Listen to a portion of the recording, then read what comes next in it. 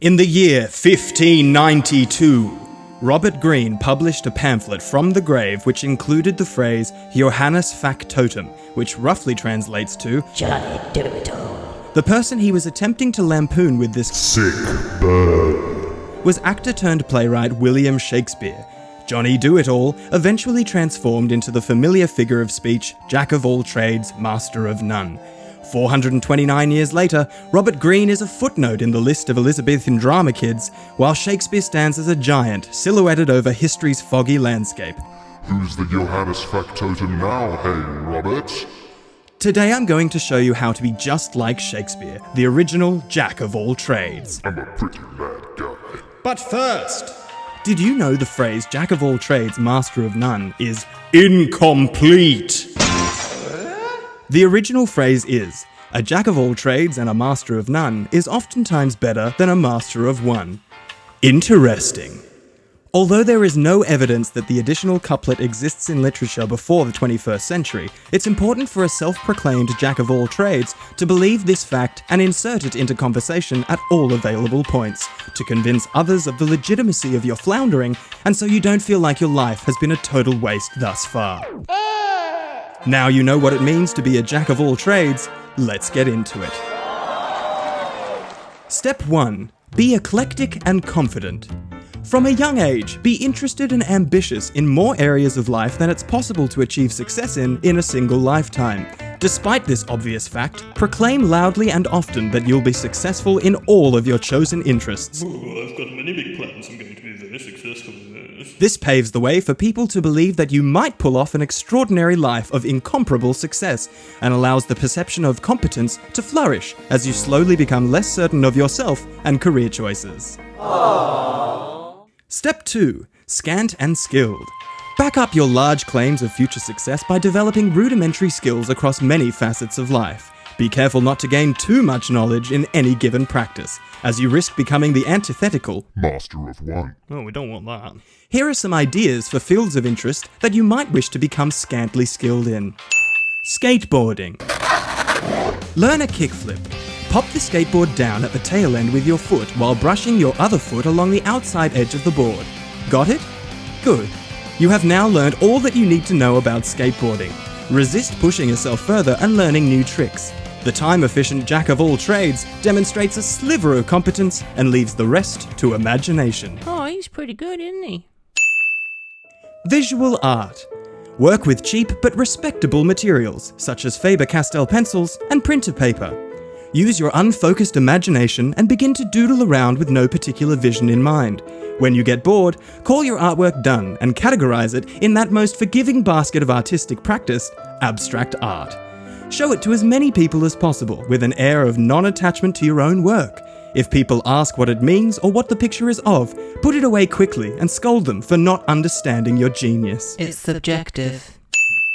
Literature. Read as many books as possible. The key to this is to choose books with less than 100 pages and skip over the boring parts. Books with illustrations are strongly advised, as the more pictures, the quicker the read. Oh, I like them pictures. The jack of all trades, however, is not satisfied with merely reading, but must claim to be a writer as well. Begin by writing poems. Poems need not be long to be respectable literature, and after some practice, the accomplished jack of all trades should be able to shit out a poem in about 10 minutes' time. My latest masterpiece. Tap dancing. The lost art of tap dancing is essential learning for any jack of all trades. Every single tap step is a combination of 4 motions: shuffle, hop, pick up, and knock. This is a shuffle. This is a hop. Hop, little bunnies, hop, hop, hop. This is a pick up. How you doing? And this is a knock. Congratulations! You can now add tap dancing to your repertoire. Birds. Be interested in birds and watch them often. Be distracted by birds mid-conversation to contemplate their genus and what their migratory habits might be. Oh, I wonder where that pigeon lives. Birdwatching is an active form of meditation, and meditation is the most mystical of all practices. To impress strangers with your special mind, consider watching birds noticeably and publicly. Academia. Study something broad and vague, like philosophy. It is imperative that you never finish this course. Some years later, matriculate to another field of study which is just as unapplicable in modern society, something like theatre or pottery. When people ask you what you've done in the several years between these courses, make no mention of having worked soul-crushing jobs at call centres and retail outlets, and simply claim to have been studying full-time at the University of Life. I went to Stuniversity, not university. Oh. Radical. Tradesmanship. Become a labourer and work in as many varying trades as possible. Always be in training and avoid all responsibility for projects. It's important during this time to eavesdrop on as many conversations as possible, so when you inevitably leave the profession, you can repeat many of the tidbits and appear to know how to fix a running tap, rewire an air conditioner, or gyprock a wall. With everyone believing that you're a skilled tradesman, eventually you will be asked to fix something. Yeah, could you come and have a look at this, please, mate?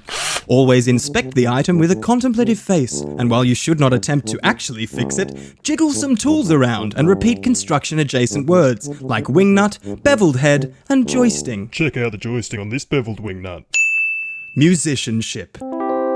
Jacks of all trades should be able to play at least one instrument. The key here is to learn just enough to get by, but not enough to be hireable as an outright musician. First things first, choose an instrument. The instrument you chose is guitar. Let's learn the basics. This is a C chord. This is a G chord. This is an A minor chord. And this is a D chord. Stop! It's important to not learn any additional chords, and to now implement the wonders of a capo.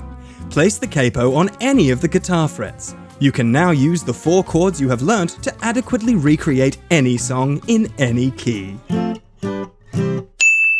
Podcasting. Any self-respecting jack of all trades believes themselves interesting and eloquent enough to Have a podcast.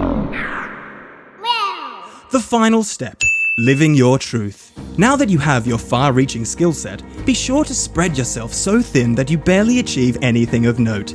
Keep this up for a decade or more, and as you approach your midlife, begin to reflect on the value of repetition. This is the curse of the jack of all trades. A crushing sense that your ambitions outweigh the time you have left on Earth, reluctantly hanging up your many hats and doing something useful with your life. Now that you know how to be a jack of all trades, let's take to the streets and start jacking off. Try it out on your friends, develop your own style, and show off your skills. And always remember, a jack of all trades and master of none is oftentimes better than a master of one.